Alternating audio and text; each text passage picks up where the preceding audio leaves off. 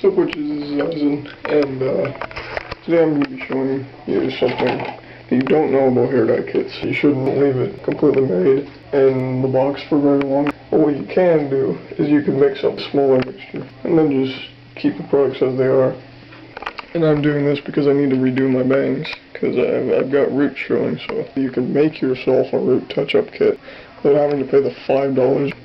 See, this kit was $10, so you're actually saving quite a bit of money. You just gotta get a surface like this, which you can put the hair dye in.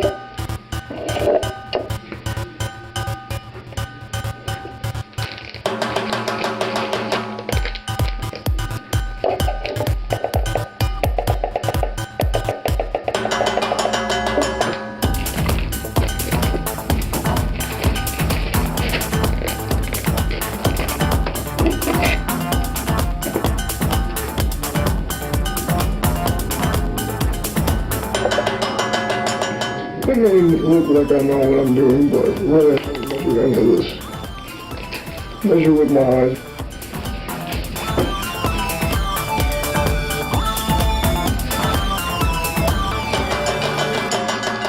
I must say these gloves are exceptionally small. We're going to add a lot of bleaching powder compared to everything else because there's 2 types of bleaching powder.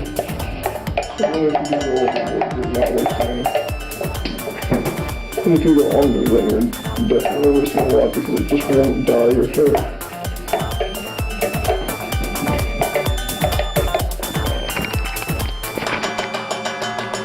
So this right here might be enough. But what I'm just doing is